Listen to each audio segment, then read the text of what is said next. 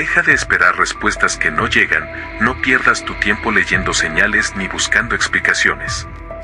Cuando alguien se aleja no siempre es porque ya no le importas, a veces, la conexión fue tan profunda que no supo cómo manejarla. Por eso, en lugar de quedarte atrapado en el por qué, enfócate en ti. Si esa persona necesita volver, lo hará. Si no, tú ya habrás crecido lo suficiente para seguir adelante. Todo acto humano tiene una razón que se hunde mucho más allá de la superficie, en ese terreno donde operan los impulsos no racionales, donde habita lo reprimido, lo no dicho, lo ancestral. Nos aferramos al sufrimiento porque en él encontramos una forma de continuidad psíquica, una narrativa que aunque dolorosa nos resulta predecible. El dolor nos conecta con memorias primitivas, con estructuras emocionales que se construyeron en momentos en que no teníamos recursos para comprender ni defendernos. En ese sentido, sufrir es paradójicamente una forma de permanecer fieles a una versión de nosotros mismos. Existe una zona de la psique que opera bajo la sombra, un territorio donde las decisiones no son tomadas por la conciencia, sino por los automatismos del trauma. Repetimos lo que nos daña porque en lo profundo, sentimos que eso nos pertenece. Hay una fidelidad inconsciente al dolor, una lealtad silenciosa a quienes nos hicieron daño, como si reviviendo sus heridas pudiéramos reparar una historia que nunca fue contada del todo. El ser humano se autoengendra en el dolor, porque el dolor, aunque nos limite, también nos define. El caos provee de contornos, de límites, de un yo que se reconoce en su ruina. Y esa ruina, cuando no se ha construido una identidad sana, puede resultar más segura que el vacío de lo nuevo. Nos autodestruimos porque el sufrimiento, por brutal que parezca, es también una forma de certeza. Y porque la paz, lo verdaderamente sano, representa un salto al abismo de lo desconocido, un estado que para quien ha vivido entre tormentas internas, resulta más aterrador que el caos al que ya está acostumbrado. Nos obsesionamos con quien se va, con quien no responde, porque en ese silencio proyectamos nuestras inseguridades más primitivas. Esas que se construyeron en la infancia, cuando aún no sabíamos ponerle nombre al abandono ni al rechazo. No es solo amor. Es miedo al abandono, es la herida infantil que grita no fui suficiente, que aún vive en nosotros, esperando que alguien venga a reparar lo que nunca fue contenido. Es el niño interior, fragmentado, que se arrastra desde los rincones más profundos del subconsciente clamando por atención, por validación, por ser elegido por fin. Pero ese niño muchas veces no quiere amor, quiere reparación, no quiere un vínculo sano, quiere revancha emocional, quiere que alguien le demuestre que esta vez no será abandonado. Y en esa expectativa se recrea el ciclo del dolor. Esa herida, si no es mirada de frente, si no se acoge, si no se integra con una conciencia adulta y compasiva, guiará toda nuestra vida como un espectro invisible. Nos veremos atrapados en patrones donde siempre seremos quienes aman de más, quienes idealizan, quienes esperan lo que nunca llega, quienes entregan demasiado con la esperanza de ser finalmente merecedores. Todo esto con la ilusión inconsciente de reescribir un pasado doloroso mediante un presente que se le parece peligrosamente. Pero hay una verdad más incómoda y profundamente transformadora, a veces no se trata del otro, sino de nosotros. De nuestra incapacidad para sostener el vacío interno. De nuestra desesperada necesidad de que otro nos complete, nos nombre, nos mire, porque sin esa mirada externa nos sentimos inexistentes. Es nuestra tendencia a idealizar, a convertir a personas comunes en salvadores emocionales, en espejos donde proyectamos lo que no sabemos ver en nosotros mismos. Es la urgencia de proyectar todo nuestro valor en la validación ajena, como si nuestra existencia solo tuviera sentido en el reflejo que el otro nos devuelve. Entonces, no es que él no pueda dejar de pensar en ti, es que tú no puedes dejar de pensarte a través de él. Y eso es una trampa existencial. Es una simbiosis emocional no resuelta, donde te diluyes hasta desaparecer, donde tu identidad se convierte en un eco de lo que el otro es o no es para ti. Es un vaciamiento interno que se disfraza de amor, pero que en realidad es una forma de abandono hacia uno mismo. Y hasta que no regreses por ti, hasta que no rescates a ese niño olvidado, seguirás buscando afuera lo que solo puede ser sanado adentro. En el subconsciente de muchos, el amor es una guerra silenciosa entre la carencia afectiva que nunca fue resuelta y el deseo de completitud que se proyecta en otro. Esta batalla interna no se libra en el presente, sino en el eco de vínculos pasados, de figuras primarias que no ofrecieron seguridad emocional, contención, ni una presencia coherente. Lo que llamamos amor, muchas veces es una búsqueda desesperada por obtener aquello que no recibimos cuando más lo necesitábamos. Así, confundimos necesidad con afecto, ansiedad con pasión y disfunción con intensidad. No buscamos lo que nos hace bien, sino lo que confirma nuestras heridas. Porque lo familiar, incluso si es doloroso, nos resulta más tolerable que lo desconocido. Inconscientemente, buscamos replicar dinámicas que nos son conocidas, como si el inconsciente intentara reescribir la historia esperando un desenlace diferente. Pero lo que ocurre es lo contrario, terminamos atrapados en relaciones desequilibradas, donde hay más angustia que calma, más dependencia que libertad, más miedo que amor.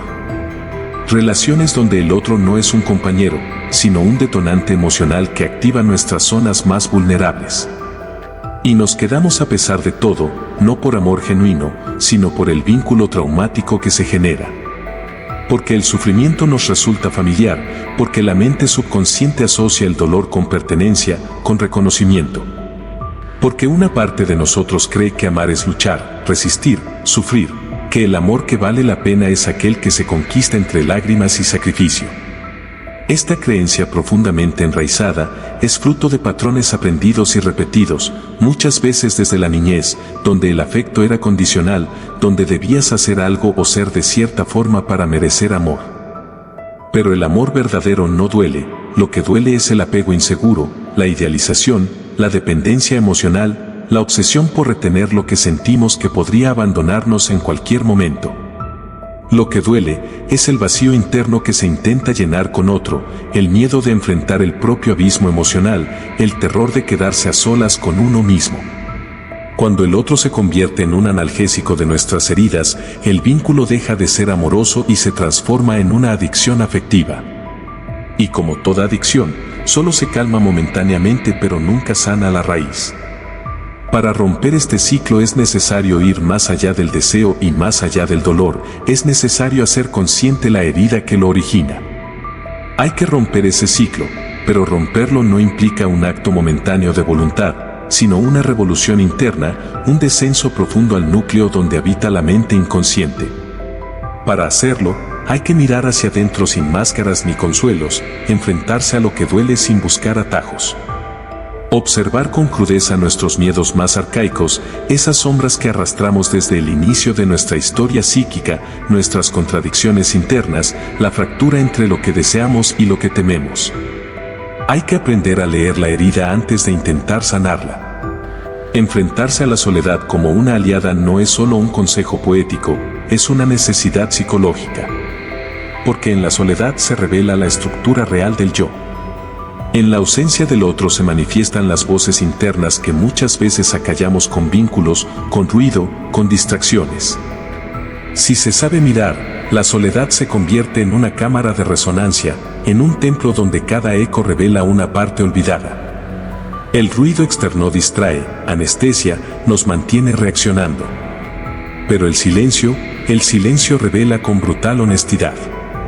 Nos confronta, nos desnuda. ¿Qué temes encontrar si te detienes?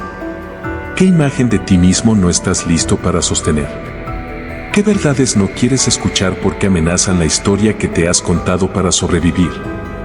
¿A qué heridas te has aferrado porque aunque sangran, son la única narrativa que conoces y sin ellas no sabrías quién eres? El comportamiento humano más primitivo, el más arraigado, es el miedo a no pertenecer.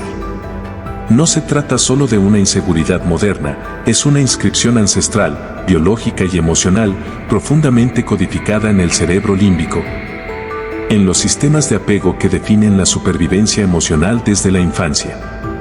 En la prehistoria, la exclusión del grupo equivalía a muerte. Hoy, el abandono emocional activa los mismos circuitos neuronales del dolor físico. Así, la psique humana ha desarrollado mecanismos de hipervigilancia, complacencia, sumisión emocional y disociación para protegerse de ese terror arcaico, el miedo a la exclusión. Estos mecanismos no desaparecen con la madurez biológica, se transforman en patrones de conducta emocional. En la actualidad, ese legado evolutivo se manifiesta como la compulsión a tolerar lo intolerable, a aceptar migajas afectivas como si fueran banquetes, a mantenernos en vínculos que nos fragmentan porque enfrentar la soledad sería revivir ese temor primigenio, si no pertenezco no existo. La mente racional puede saber que estar solo no es mortal, pero el cuerpo y la mente emocional reaccionan como si lo fuera. Por eso, muchas decisiones relacionales no son lógicas, sino viscerales. Se gestan en la capa más profunda de la psique, donde no opera el lenguaje, sino los símbolos, los recuerdos corporales, los impulsos no verbalizados que configuran nuestra realidad emocional. Comprender esto no es solo comprendernos, es empezar a liberarnos. Lo que en apariencia es amor, muchas veces es un complejo y sofisticado sistema de compensación emocional, un mecanismo inconsciente que busca restaurar la coherencia psíquica perdida en los primeros vínculos de apego. Estas dinámicas no surgen del presente, sino de circuitos neuronales moldeados en la infancia, cuando el amor fue condicionado, inconsistente o ausente. El inconsciente asocia el dolor con el afecto porque fueron simultáneos en las primeras experiencias emocionales. Por eso al crecer, confundimos la intensidad con profundidad, el apego con amor y el sufrimiento con compromiso. Creemos que estar con alguien aunque duela, es mejor que estar solos, porque la soledad no solo confronta, sino que desestructura el falso yo construido para agradar y ser aceptado. Estar solos nos obliga a encontrarnos con una identidad no sostenida por la mirada del otro, con un yo que quizás nunca fue formado plenamente porque siempre dependió del reflejo ajeno para sentirse existente. Esta ausencia de estructura interna genera ansiedad y la ansiedad nos empuja a buscar relaciones no por amor genuino, sino por la necesidad urgente de escapar del vacío. Pero eso no es amor, es miedo disfrazado de vínculo. Es la activación del sistema de apego inseguro, de los esquemas internos de representación que nos dicen que para ser amados debemos sacrificarnos, ceder, adaptarnos hasta desaparecer. Es el eco de una herida ancestral que grita desde el inconsciente, si me quedo solo muero.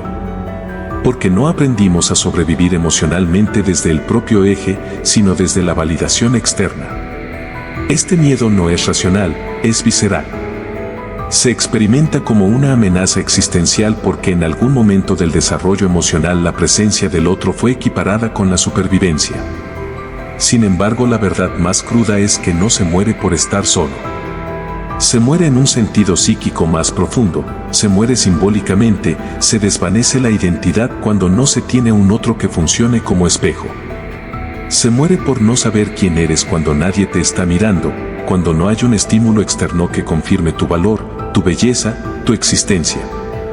Se muere psíquicamente cuando tu sentido de identidad depende por completo de ser reflejado por otra persona.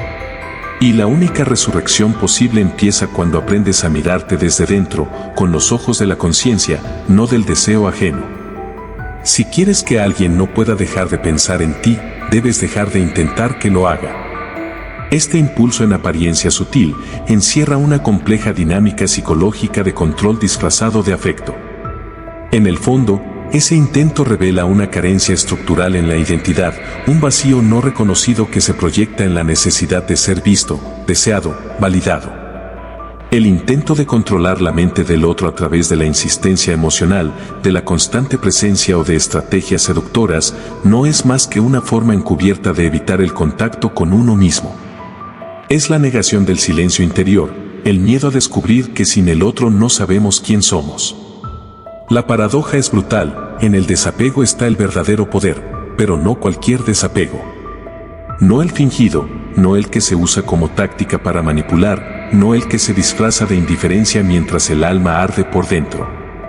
Hablamos del desapego auténtico, el que nace de un proceso de desidentificación con la necesidad compulsiva de controlar el afecto.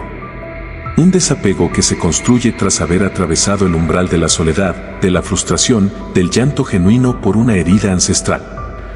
Es un acto de liberación radical, donde el deseo de poseer al otro se disuelve porque has aprendido a sostenerte emocionalmente desde tu propio eje.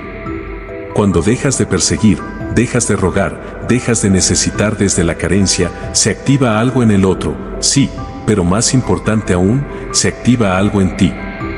Aparece la integración psíquica, la energía que antes se invertía en el control, ahora se convierte en fuerza vital, en autoafirmación, en presencia. Se abre un espacio de coherencia interna donde ya no dependes del deseo ajeno para sentirte real. Comienza a emerger el verdadero yo, el que no vive para ser elegido sino que se elige a sí mismo en cada gesto, en cada límite, en cada acto de autoafirmación.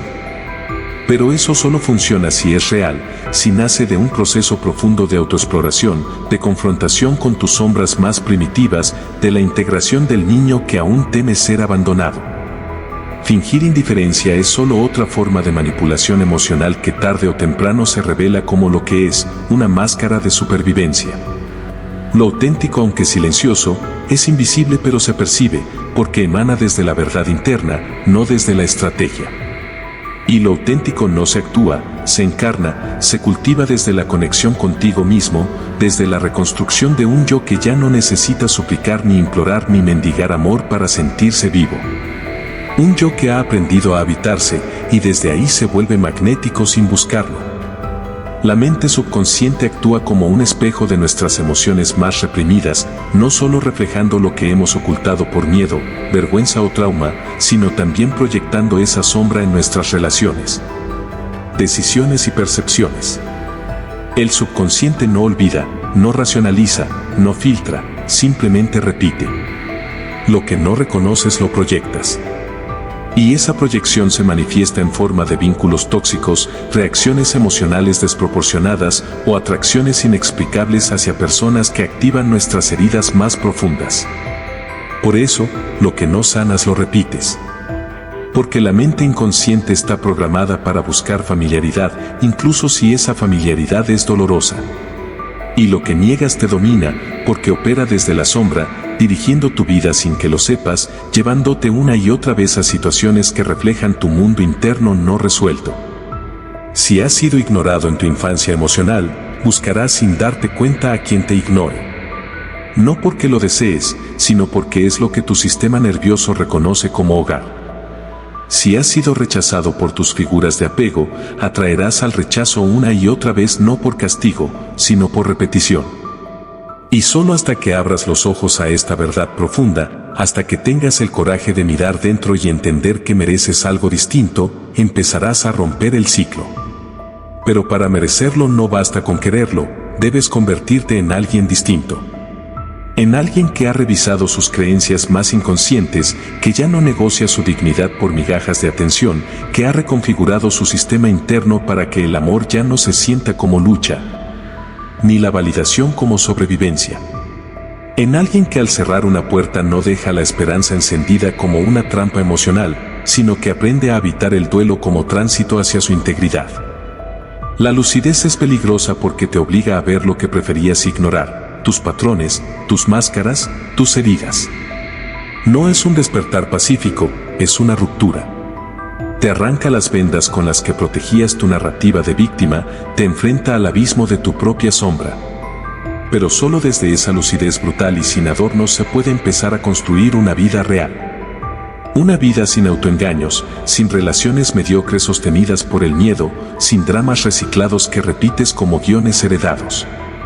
El dolor es inevitable, pero el sufrimiento es opcional porque el sufrimiento no viene del hecho en sí, sino de la resistencia al hecho.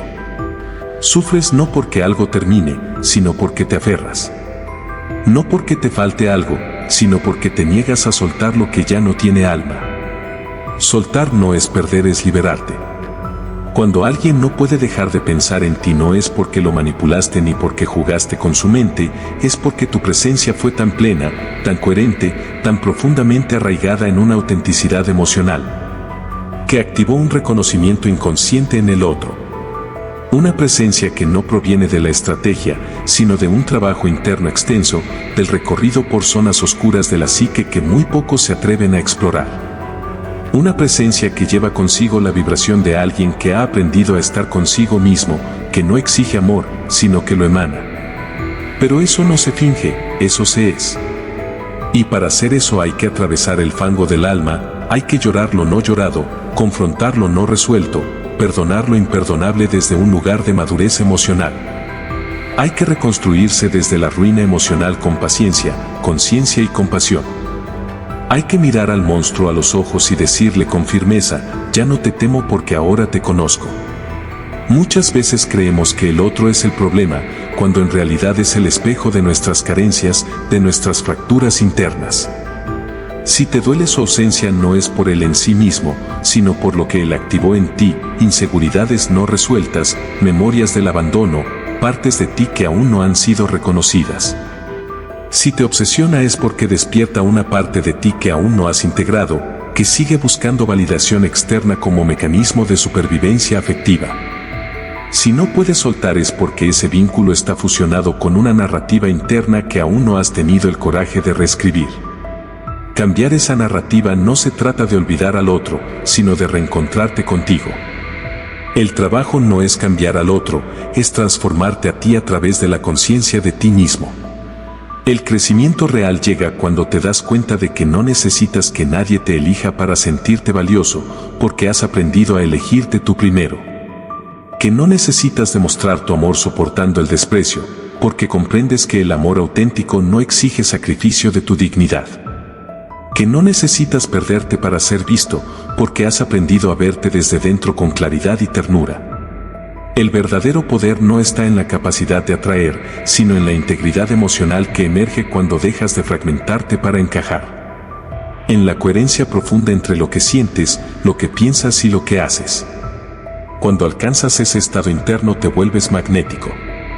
Ya no porque necesitas ser deseado, sino porque tu paz interior forjada en las profundidades de tu trabajo personal, se vuelve irresistible para cualquier psique que esté mínimamente despierta.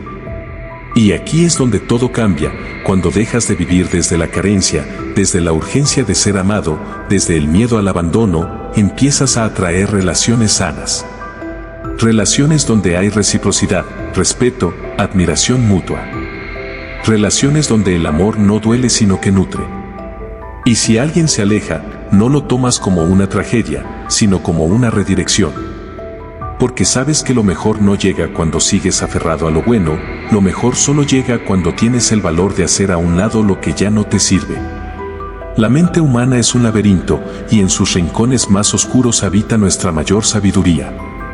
Solo hay que atreverse a entrar, solo hay que dejar de temerle al vacío, solo hay que dejar de mendigar amor donde solo haya ausencia. Y cuando por fin lo haces, cuando por fin te eliges, el mundo cambia. Y entonces sin buscarlo, sin pretenderlo, te conviertes en alguien inolvidable. No porque juegues con la mente de otro, sino porque al fin has conquistado la tuya.